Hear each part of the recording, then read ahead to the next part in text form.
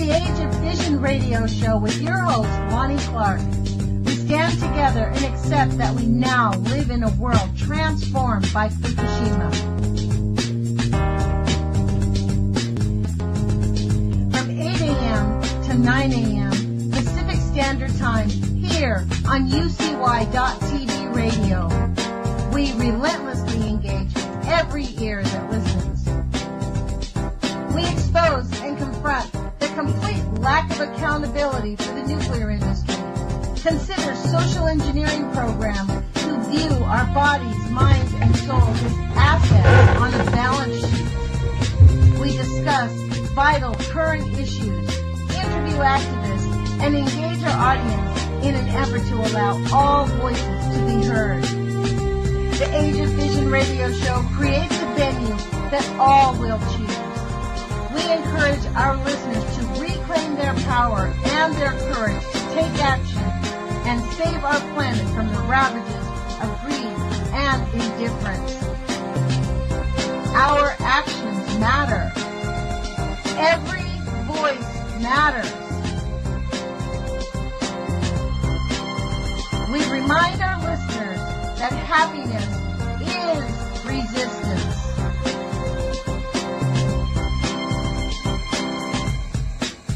Love is greater than fear.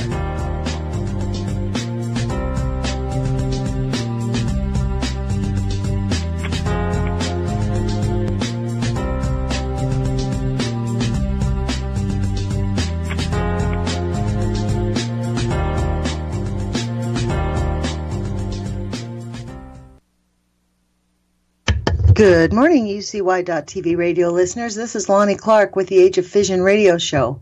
Today is March 16th, 2018. It's 8 o'clock in the morning here on the West Coast in Eugene.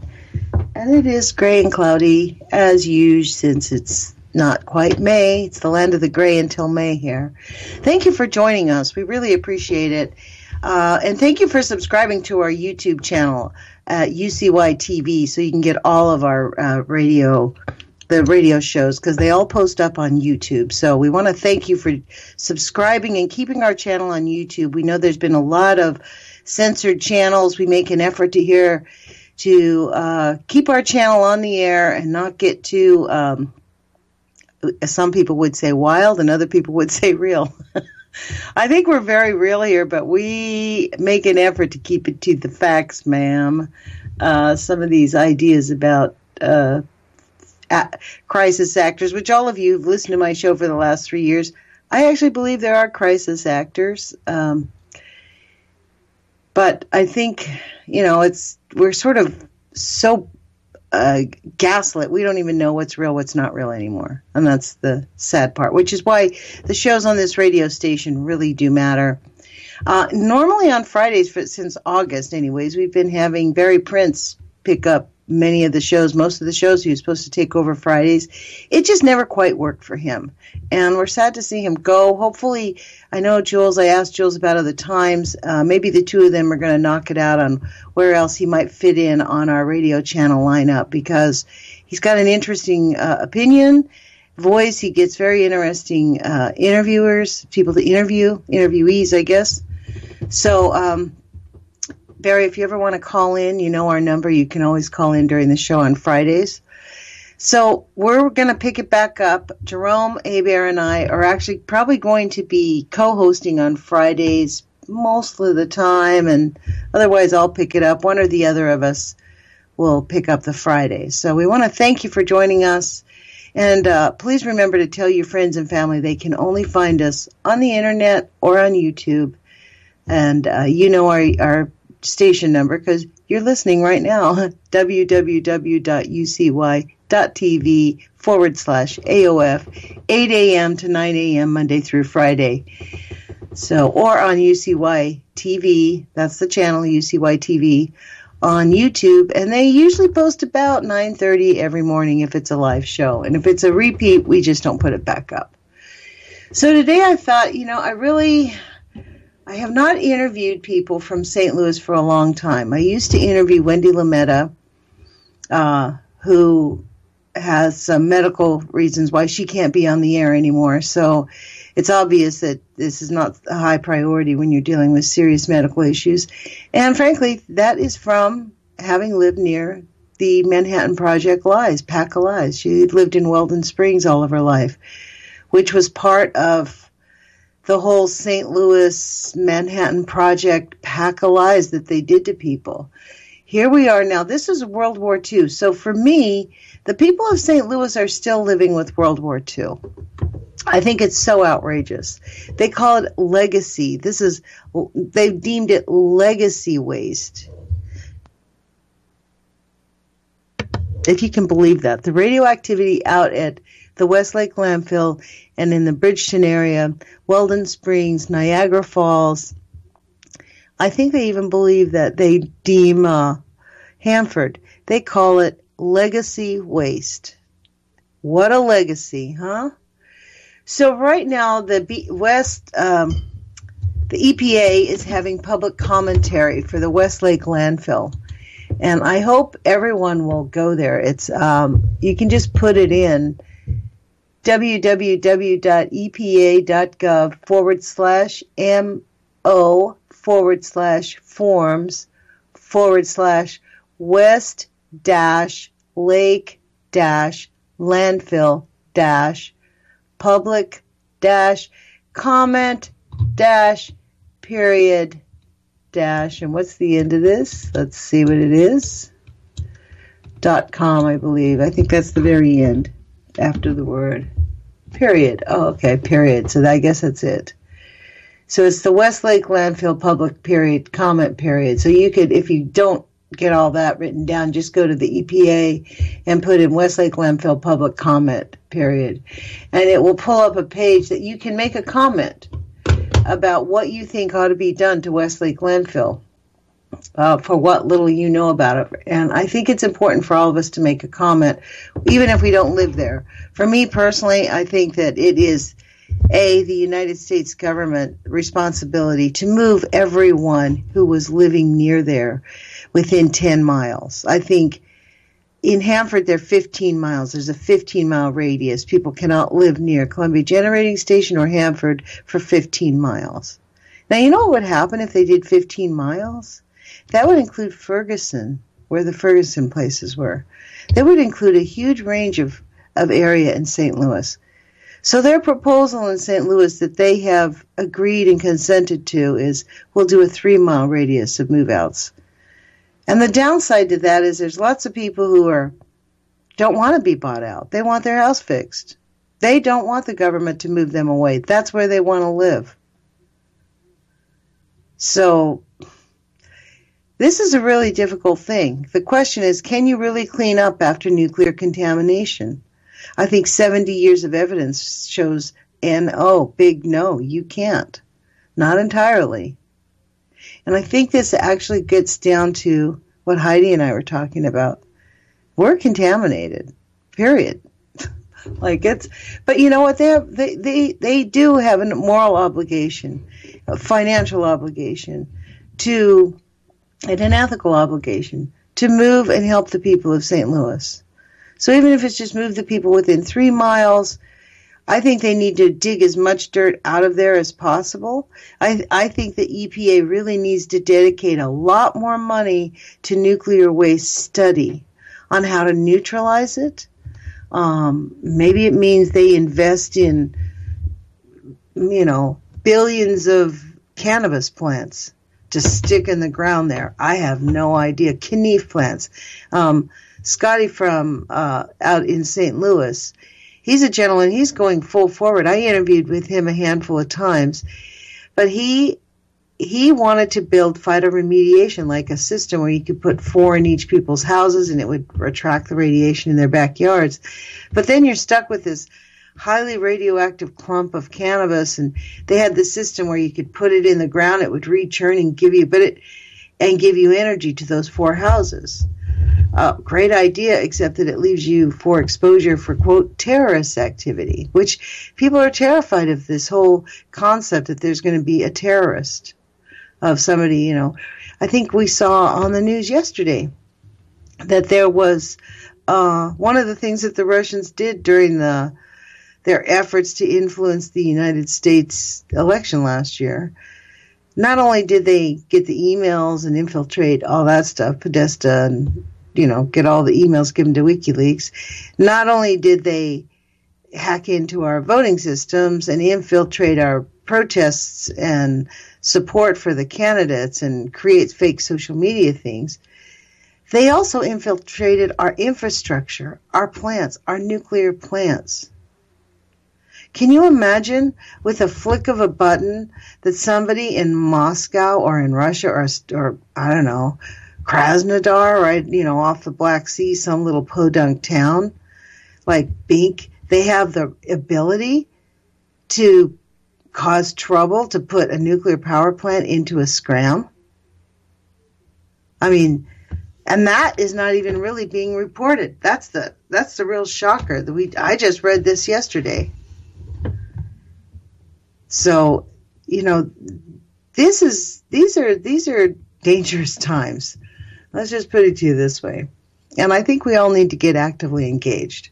I mean, that's kind of my takeaway is we have to be engaged in this. It's our responsibility to follow up on the articles, read the articles, go to the original documents. A lot of the links have copies to the original documents. Hold on.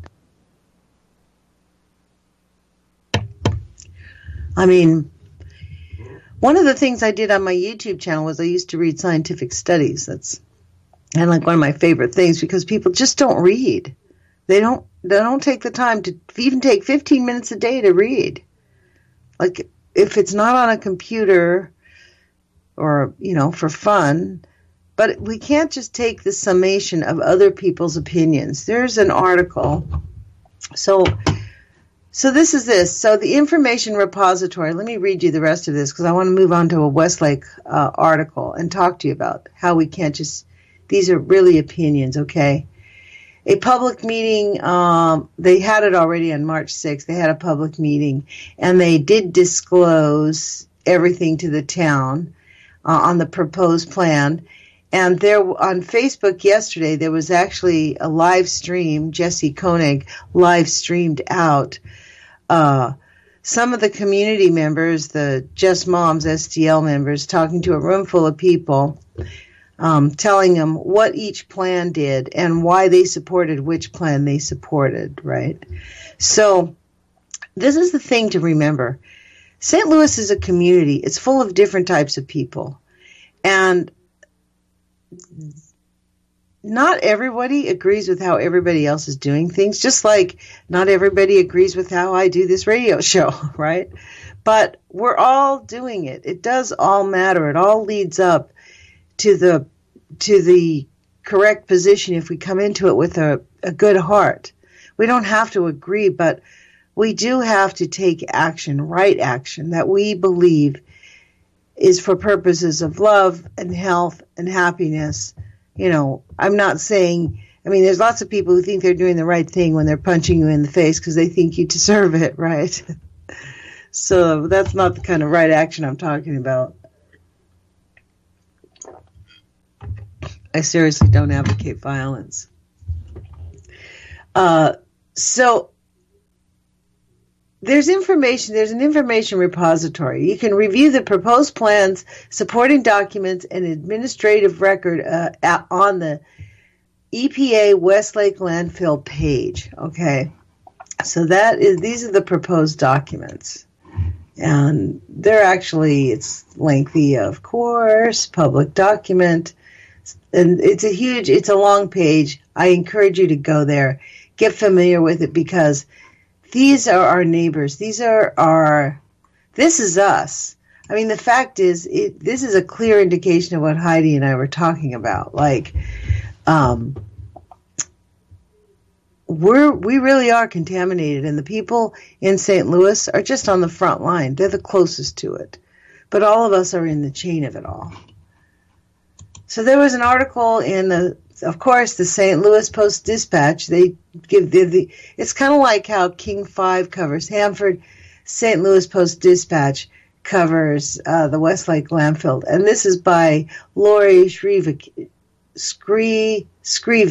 Lori Scriven, and I'm just going to read from it because They do a good job of reporting on this. Nobody ever warned us, in quotes. Nobody ever warned us. We didn't wear respirators or vests, unquote, said Kevin Kerpash, who worked as a truck hauler at Westlake Landfill from 1971 to 1984, fighting back tears during the public comment portion of the EPA Westlake Landfill cleanup meeting on Tuesday, March 6, 2018, at the District 9 Machinist Hall. Kerpash lost his mother to breast cancer in 1986. His wife was diagnosed with ovarian cancer in 2014. His daughter had to have her thyroid removed, and he had several growths removed from his back and colon.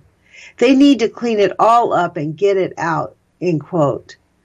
Quote, they need to buy the residents out at Spanish Village, unquote, said Kerpash. Wow, that is super sad. It really is up to us to put pressure on the EPA. This is why your comments matter. We need to really pressure the EPA, all of us as Americans, as citizens, to stand up for the people in Westlake. Unlike the people in Hanford who are willing to close their eyes, although people in Hanford are 15 miles away. You cannot live closer than 15 miles away from the Hanford site. So there's a huge difference. The people in the Westlake landfill now have a burning nuclear site. There's radioactivity buried right next to them, and it's leaking into the groundwater. The place gets flooded. It's been there for 80 years.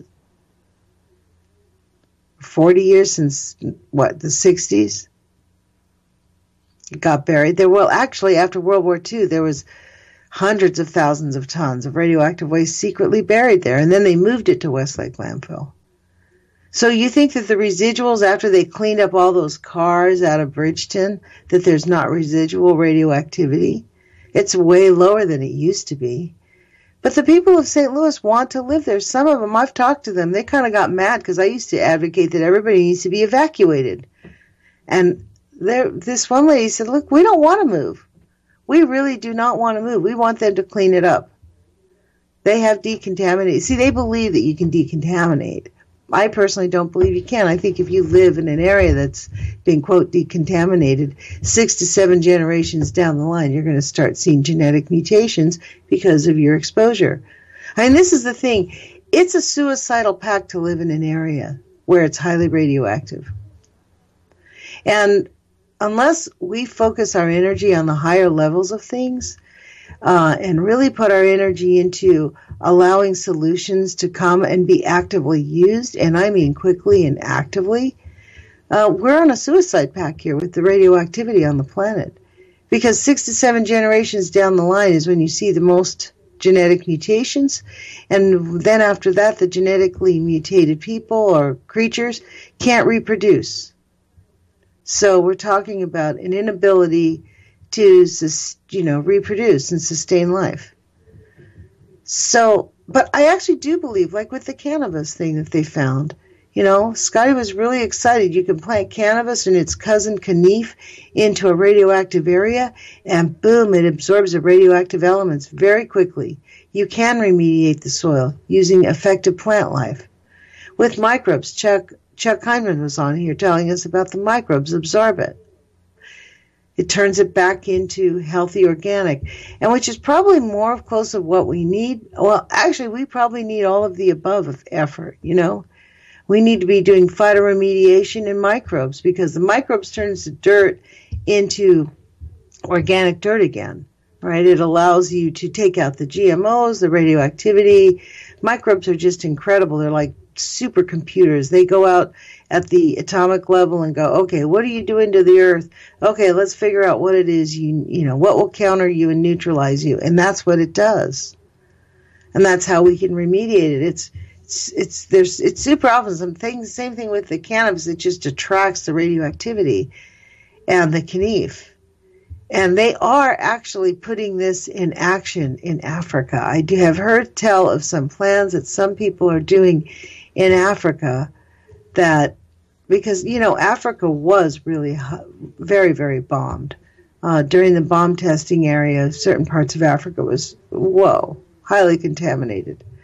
Plus, we're talking about depleted uranium weapons that are sold legally and illegally all over Africa that are used on the population in their quest for power. I don't know. You know, like in the Congo, 54,000 people die a month there because of our coal ban. It's mining operations. So little private army and bands incarcerate people, make them mine and go down in there, men, women, and children. And they lose 54,000 people a month because people are trying to fight back and leave. And they have the weapons. So it's just like, it's, you know, the people with, this is why I'm not entirely against the Second Amendment. We need people to have guns. Because if the African people had guns, they wouldn't allow, the militia would not be allowed to keep them, you know, imprisoned, the people in Congo. They wouldn't be imprisoned inside of the mines, the coal ban mines, so we can have new laptops every single month. Produce billions of laptops. I mean, it's a rat race that has been intentionally created, and it's our job to get off the rat race. You know, so this thing in St. Louis is a very big deal, to be honest. It is. Is how are we going to treat fellow Americans? How are we going to, you know, since this was put there in the 40s, it's been 80 years, we have ignored it and pretended like everything's fine, just fine. Everything is not fine. Things are not just fine. It's time for us to leave the abuser. Let's just put it to you that way. But we can't leave the abuser feeling like victims. You know, we get to feel like, I mean, we actually have because we're facing this and we're forcing the people in power to make correct choices, we're actually in our activism. And I hate to call this activism. I call this our moral and ethical duty. Just like I think I've been stunned for the last 5 years that very few people get engaged in these issues.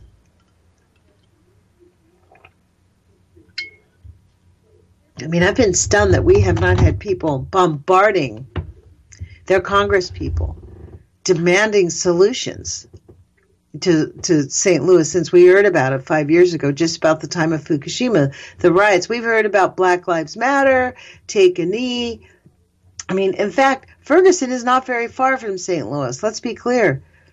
And Don Chapman told me that she intentionally backed down publicly, you know, when Ferguson happened because she felt like they deserved to be heard. Like, really? I wish they had not backed down because the people of Ferguson deserve to know that they are being poisoned. And in fact, it causes schizophrenia and all kinds of mental disorder, which, you know, this is the thing. People don't understand that the contamination isn't just the cancers and the thyroids. It's autoimmune diseases that you suffer with. It's sterility. It is mental disorder. You know, schizophrenia is one of the first things. Diabetes is one of the first things you get diagnosed with when you are living under constant radioactivity. That does not mean that we have to just give in to these disorders, because there are ways to manage them. Through diet and nutrition, frankly, on most of it. Even schizophrenia can largely be controlled with diet. There's a lot to do with what we put in and what we put out, you know.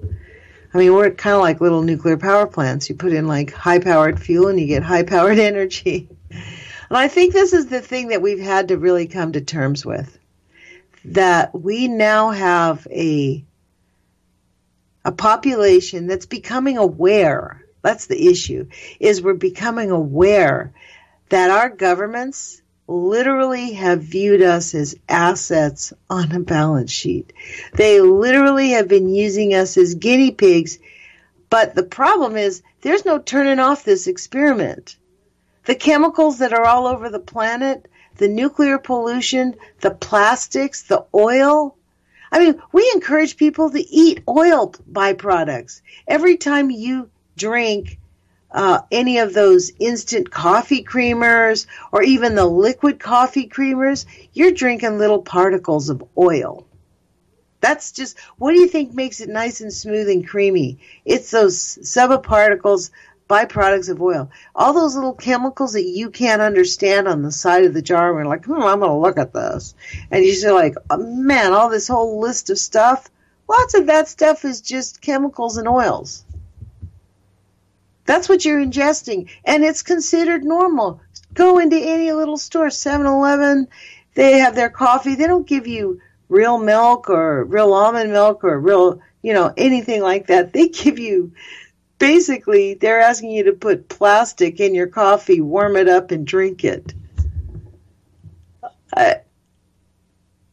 I'm stunned that people are still, I get it, maybe 40 years ago when coffee creamer was new and people didn't know what it was, but there are books that you can read and learn about what are all these chemicals in our food. They are definitely not good for us, folks, just like breathing in the air is not good for us with radioactivity, with the geoengineering. Obviously not good for us. It's up to us to do our homework and find out, and up to us to make a decision that we're not going to consume that stuff. Just do without. If nobody drank that stuff or ate that food, we wouldn't have it. Even McDonald's now is starting to put in organic hamburgers and real beef. They actually advertise that they have no more fillers in their food. Like, really? Gee, that's nice. After only 50 years of being in business, you're going back to putting in real beef. What's really sad is that real beef is still raised on hideous conditions farms. There is no one that's going to convince me that these massive, farm animals, I forget, factory farms, I guess that's what they call them, that's a necessary way to do things. Just like our schools. We don't need to treat our children like cattle in schools. We don't need to put up security. My kids went to junior high in LA and they went through a metal detector. And that was in LA. I really objected to that. There was nothing I could do about it. Too bad, Dad. I go to the junior high orientation, and the principal tells us, you parents that are working, your latchkey kids are at greater risk for becoming gang members.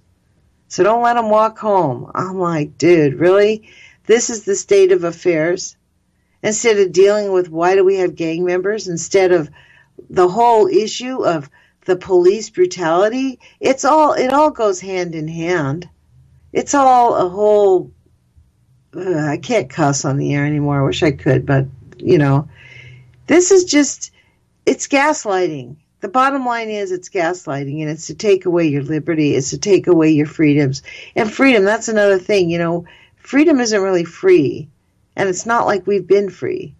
But we're talking about liberty, our ability to live our lives the way that, we believe, just for ourselves, not have the government interfere in our lives. And yet the government does interfere in our lives in lots of ways. So this is where we get into this whole thing. And this is why I think the government believes I've come to conclude that the government believes 100% that the people making decisions at this high level. Well, hold on, I'm going to answer the phone. Hold on.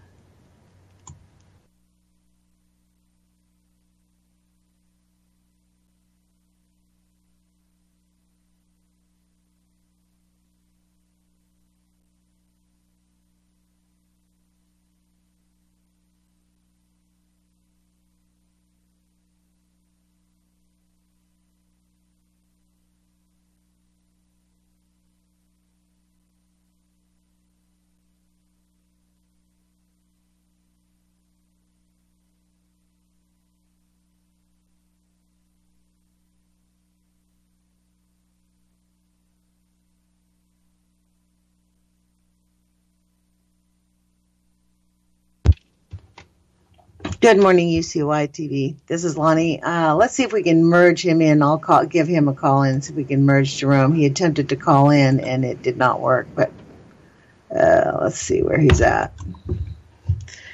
Because it just dropped the call as soon as he came. So back to my thought, because this is a big thought, is that we are realizing now just how the government really did think it is worth the effort to just let some people die. They're doing a big, gigantic experiment on us. There you go. I think I got him merged in. Well, I still can't answer phone calls from this. This doesn't seem to work. So let's see if you can get him in. Hey, Jerome, I think that worked better. Are you here? Yes, I can. Okay, good. I think we're all in. So right as you called, I was talking about how we're realizing that they really made a decision about 100 years ago when they started discovering all these technologies that it was worth people dying, that they did not mind the pollution, that they didn't mind, that it wouldn't be that bad.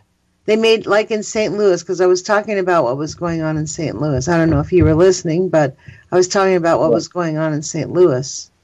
And they made a decision that they could just leave it there, and if there was a lot, they knew that it would be catastrophic if it leaked out. And they knew how they buried it. They knew it would eventually leak out. The scientists there did know.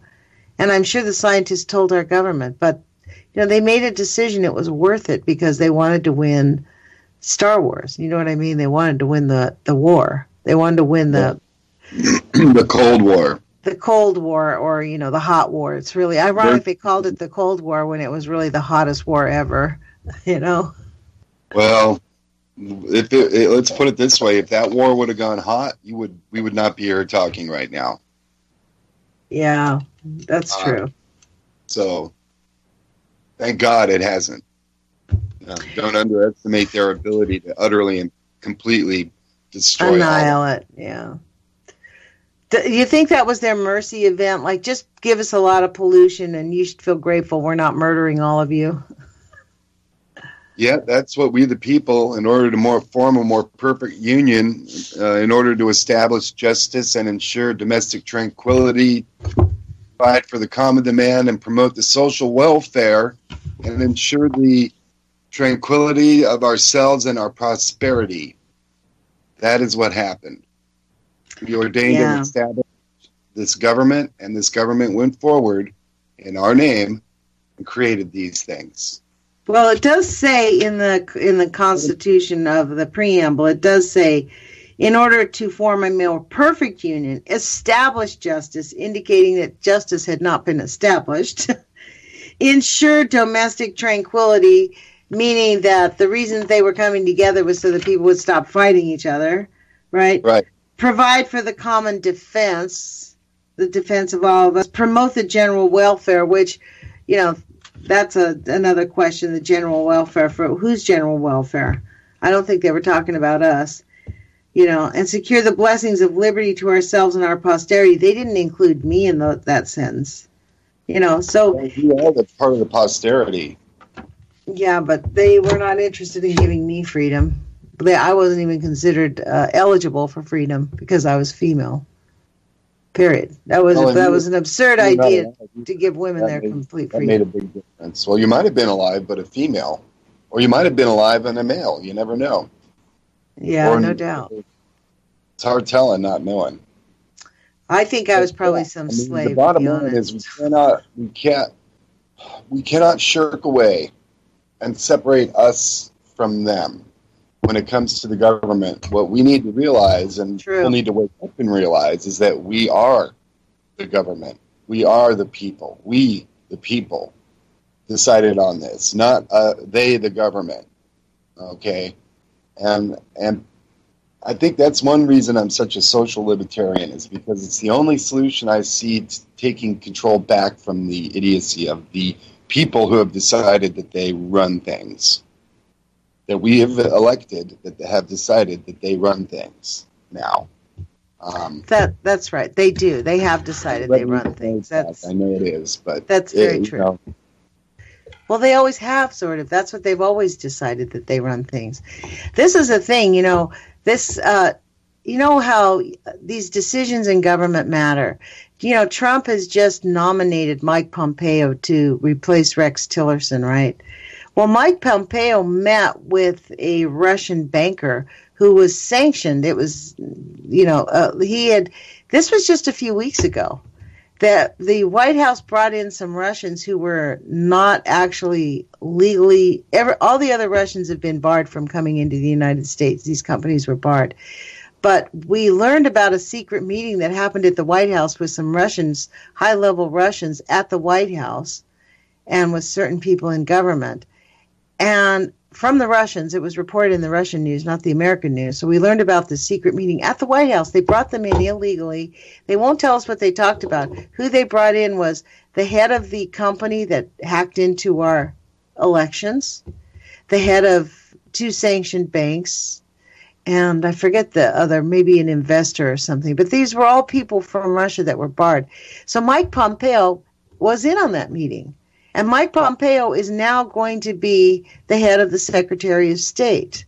I personally 100% believe that the GOP is planning on stealing the elections. I called it, like, from the beginning, is Pinochet 2.0. That's what I see happening. It doesn't mean that we have to give in to it. I think we're wised up now. We have the internet, thank goodness. We have the youth energized. They can't steal every single vote. That's the issue. They can't just openly steal every vote. So if we get lots of people out to vote, I think we can get the GOP and the Trump train out before it really causes havoc on the planet. Because I think 2018 is a very important election. We really have to replace the House. We have to get reasonable hearings going. We have to cut out the let's cover up for everything. I mean, the Republicans saved us from the Nixon calamity. Let's be clear.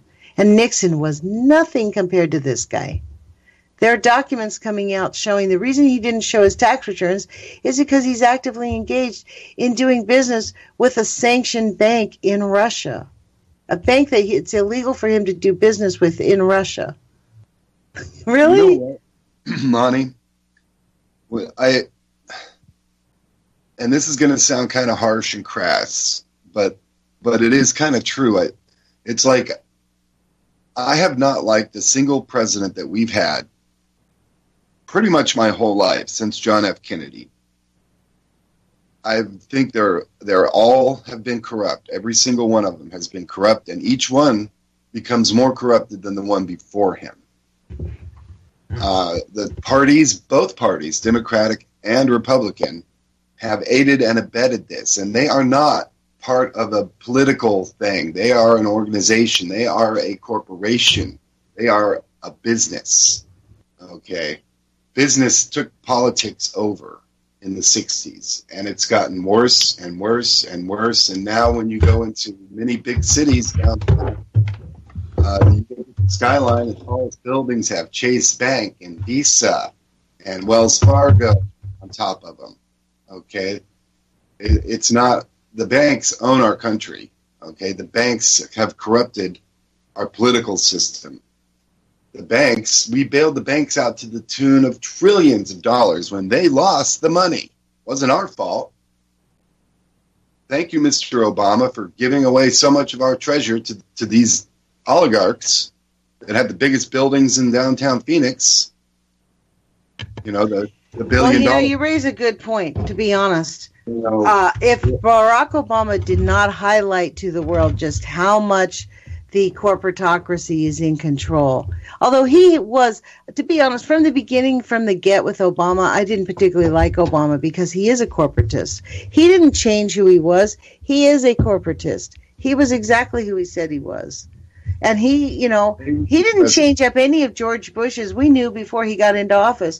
He didn't change any of George Bush's advisors.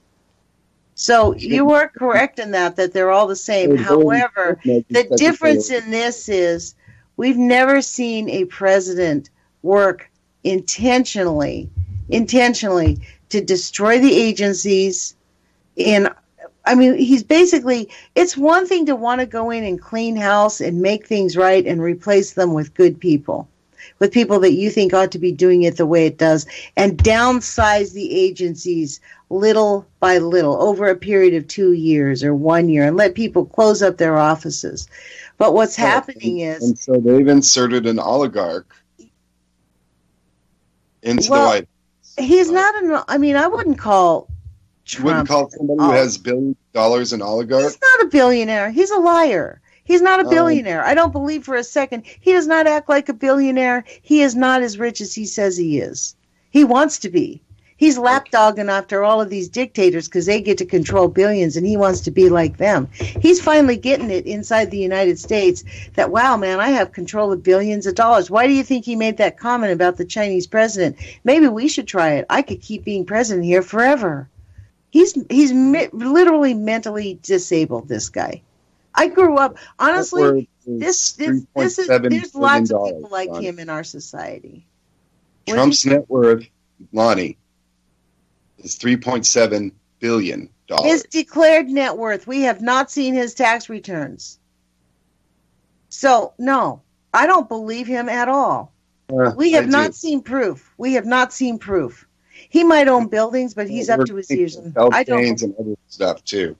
What? You know, when you think net worth, think hotel chains, other stuff, too. So, and that, you know what? The bottom line is the guy is richer than shit.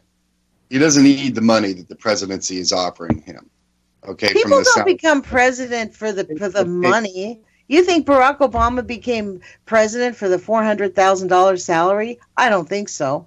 As an attorney, you can make millions of dollars a year. Look at Eric Holder, $12, $13, $14 million. Right. It's all a shell game. Well, I agree with you on this one, Jerome. He is not the first. I mean, I personally really like Jimmy Carter, but even Jimmy Carter didn't tell us the truth because he saw UFOs. He wanted to get to it. I like Jimmy Carter. I think Jimmy Carter was one of our better presidents. But he was, again, sabotaged by the system. It was kind of like... Aside from JFK, he was one of the most human presidents we had, one of the most for the people, really, truly presidents. You know. Well, so was Jimmy Carter for the people. What they did with Jimmy Carter is they didn't have to murder Jimmy Carter. After they murdered JFK, everybody else got in line, including Jimmy Carter, including Barack Obama, including anybody who gets out of line just even a little bit. They get the message very quickly.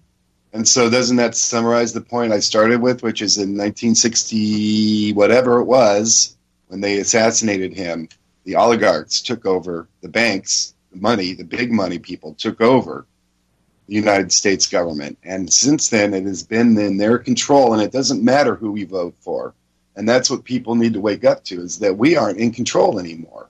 We want to well, no, let's be clear. Wait a minute, Jerome. Let's just be clear. We're not in total control, but there's a difference between living under a person who uses the military and the police force for his own personal gain and for control. I mean, we have just seen this tax bill that just passed. If it continues, we are going to have, if we don't get it reversed within the next 3 years, and in fact, we probably are going to hit the wall no matter what economically. I mean, I laughed out loud last night when I read that Larry Kudlow is going to be the president's chief economic advisor. Larry Kudlow from television, who really encouraged people. He lost his job on, I guess it was CNN or one of those money channels, CNN Money, because he, at the last economic collapse, he was telling people all the wrong advice. Everything that people did that he was like, invest here, invest there. They lost their shirts. Big. And this guy kept his own money out of where he was telling people to put it. And that's Trump's economic advisor. So it's like a television personality is the president's economic advisor. I mean, to be honest, he is beyond comprehension. I get you that our government's been out of control and been taken over by the military, but I think it is extremely dangerous to allow our government, already out of control and taken over by the military, to have a person who is, it's illegal. It's everything that at least there is some modicum of the rule of law. There has been absolutely no, you and I follow the law. We do things because we have to, because there's a certain level of common decency that we do. That creature that's sitting in the White House has no sense. And yet Congress is continuing to ignore it. Why? Because they want to stay in power for the oligarchs. That's the answer. Right. For the bankers. I mean, Paul Ryan is just look. They just closed down the House hearing with wrong conclusions, and they have refused to allow their hearings to be made public so that people can hear what was said. This is beyond comprehension. Normally, in these hearings, it's public hearings. Over. Are you there? What did you say? Our government is being taken over, and they're doing whatever they want to do, and it doesn't matter what we think because we gave them that. You know how we matter? We vote them out. We vote them out. We get Paul Ryan voted out. We get a blue wave. And I'm not saying the Democrats. I can't believe I'm actually going to vote for the Democrats. But I will, because you know why? We need the Republicans out of office big time, super fast. And then we have to work on the Democratic Party, because the Democratic Party is just as bad. I mean, there was 12 or 15 Democrats yesterday who voted with the Republicans to deregulate the banks, or were whining about the latest Trump blah, blah, blah. They just deregulated the banks again. Right. Exactly. Who do they work for, Lonnie? Who do they all work for? When it comes down, we need 8 votes. Some of you blues are going to have to shift. Okay, it'll be this person. And they look at the demographics, who's going to get, and it's all a game. It's all a shell game. So I don't think it's all a game. I mean, honestly, this is not actually a game. This is very serious. This is economic development or an economic collapse. It's not a game. And we're seeing it be not a game because we have lots of people homeless in our country. Our schools are collapsing.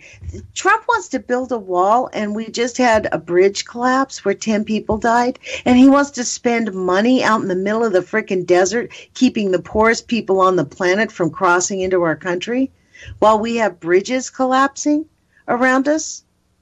To me, it is incomprehensible that people would support something like that. Bridge is under construction. Especially when we have drones. I mean, we don't need a bridge. Just put drones up. Take pictures and send them out. I mean, you can think of things way quicker than this. It's the middle of the desert.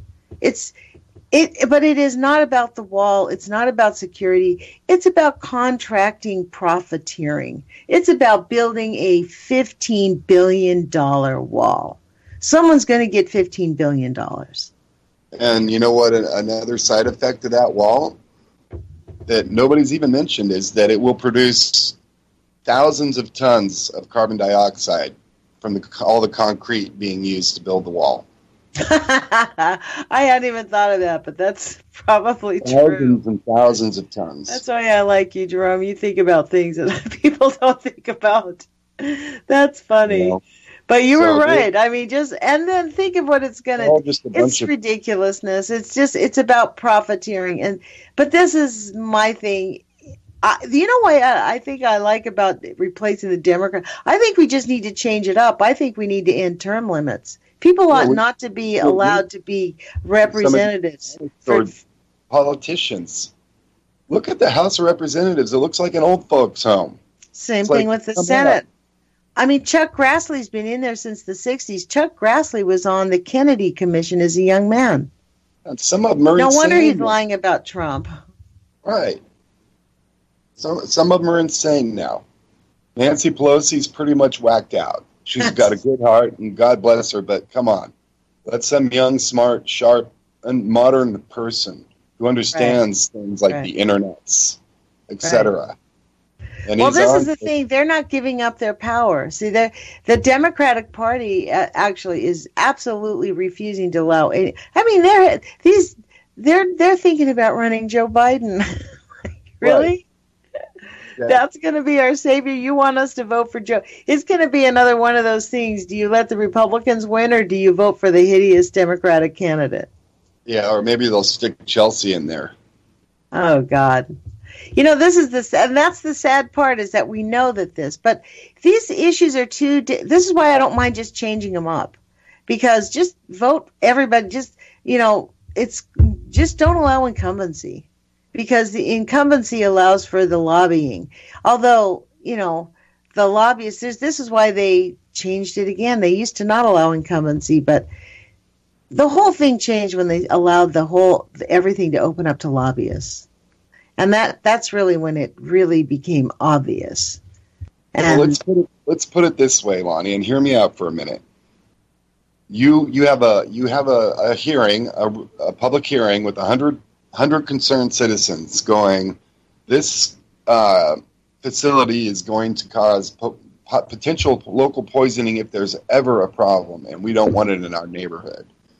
Okay, and the same commission then goes, or the same representative then goes to their office and sits down and they get a nice phone call, and one single representative from the company who owns this plant says, well, do you know this will bring jobs, probably 100 jobs to your town, and how many millions of dollars in tax revenue, and plus we plan on also probably co-opting and building a couple more restaurants and things so the employees have places to go, et cetera. It's going to economically profit your town.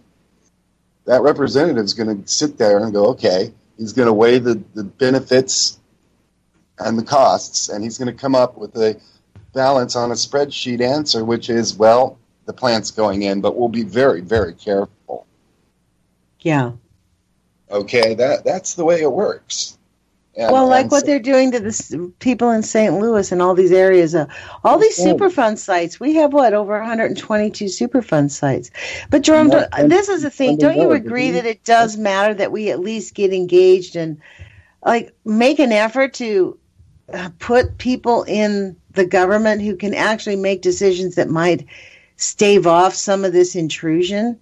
I mean, yes, they do all get corrupted, but it's like I called Ron Wyden's office and said, look, if everybody stands up to him, they can't kill everybody, and they can't take everyone to jail. Why can't the Democrats become a united force against these people and say no? Because as we saw yesterday, it takes a hand, like the Blue Dog Democrats, Heidi Heitkamp, Claire McCaskill, Joe Manchin from Virginia. Those are the three top Blue Dog Democrats that almost always go with the Republicans because they live in very red states. Right. And they think they have to. Like yesterday, they felt like, if you ever talk to them, they feel like that this is what their constituents want. They're voting on behalf of their constituents. So that's why they vote with them, because it's not their personal choice. They're voting on behalf of their constituents. But that is actually so unreasonable because they vote against people's best interests, deregulating the banks, cutting out the meat of the deregulation. I mean, it's just outrageous. It's retarded. Well, the thing is, it's suicide. We are headed with the tax cut that they passed, the deregulation of the banks and the deregulation of industry, allowing pollution to just be dumped willy-nilly. They can now dump their toxic waste into rivers. It's no problem. There's no penalty for that. That's considered a pesky regulation. Give it 5 years. That's what I mean. This presidency is a danger to people's health in our country. This is not just, he's making money and he's just as corrupt as everybody else. No, he's not. He's way worse. In fact, his disregard and lack for normalcy makes him, in my view, even more dangerous than Dick Cheney. Because Dick Cheney did things underhandedly. This guy, he doesn't care who knows. He's not going to get in trouble. He's never gotten into trouble in his life. He studied NLP. He believes in positive affirmations only all the time. NLP convinces you to just do not look at negative events. Don't fester in the future about if you know that you have done something incorrect. In the future, just what you think about in the future is you foresee in your future that you get away with it. That nothing, you're unharmed by even your negative behavior if you believe that to be true. Neuro-linguistic programming, that's what NLP is. And it was a big rage in the 70s, 80s, 90s, and he was a big proponent of it. And this is why he refuses to say anything negative about anyone that he wants to do business with, or anyone that he does not say any. That's in fact why he calls names. Again, it's neuro-linguistic programming because he wants you. He knows he puts that image in your head and it's going to stick. Neurolinguistic programming is all about like convincing the subconscious that something is real. Okay. Doesn't really work with me because I think too deeply. Well, neurolinguistic programming is a practice. You go and you study it and you learn to change your language, you learn to change your thinking. So if you went through that school, you'd be thinking, yeah. I mean, the reason I know about it is because I studied it a little bit. Look, this is one of the things that, what's that guy's name that really talked about it? Oh, man, he's the self-help guru, and he's that big, tall guy. I forget his name. But anyways, it is very interesting that we now have a president in the White House that is greedy, narcissistic, and has this, because he feels like he is not going to be harmed. You can tell by his actions. He's setting up a cabinet around himself that will, no matter what comes out of the Mueller report, is going to say, yeah, we're not going to indict anything. None of the Republicans are going to do anything about the Mueller report when it really comes out. And I think Mueller will indict him for these, there will be some type of, somebody's going to, I mean, you can't do business with a sanctioned bank while you're running for president. That's illegal. Hey, Lonnie. So yes. Do you think that the Republicans stole the election and he's illegally in there that way? I think the Republicans have stolen lots of elections, to be honest. This election, yes, I do think it was. I do think it was rigged. And I think the Democrats rigged their election, too. None of this election, the 2016 election, none of it was real. None of it was an actual real election. I think that it was manipulated on the Republican side, manipulated on the Democratic side, manipulated at the very end, yes. And I think this was a hallmark year where we really lost our democracy. Yes. Yeah. I think this was the first year where, prior years when the Republicans manipulated the vote, like in 2000, the Democrats were shocked. We're shocked. Well, now the Democrats have kind of gotten wise. They're like, hey, we're going to do what they do. You know what I mean? That's what they did to Bernie Sanders. They actually did to Bernie Sanders what the Republicans did to Ron Paul. And I think Bernie Sanders was in on it. I don't think he was in on it at all. I don't believe that at all. I think after the convention, when he got roughed up, when they came to his door and knocked him about and threatened his life, he said, yes, sir, I'll play ball with you. I think he got scared to death. That's what I think. I think he's an old guy that was like roughed up a little bit. I think they shook him down at the convention because his people were not cooperating. They were putting their people in the dark. They turned the lights out on the Bernie supporters. They sat them in the back. They wouldn't let them sit where they were supposed to sit. They wouldn't let them vote. They wouldn't let them in on meetings. They were excluded from things. It was really beyond, it was really like a Russian election. This last election was very much like a Russian election. And you know what? We're at the last minute. Thanks, Jerome, for joining me and asking these questions of me. All righty. I will talk to you shortly, I'm sure. Yeah, I really appreciate you joining in. So we're going to be doing this on Fridays, you guys. Put your courage feet on. Take some action. And if you have difference of opinions on Fridays, you can always give us a call. I forgot to announce the number because I got going about the Westlake landfill. That did not work. What did you say? I had the call-in number, and it just rang and rang and rang. It did? Yes. Okay, well, thank you for that input. I'll have to call Skype, so that's why no one can call in. So anyways, put your courage feet on, you guys. We will talk to you Monday, and thanks for listening. Really appreciate it.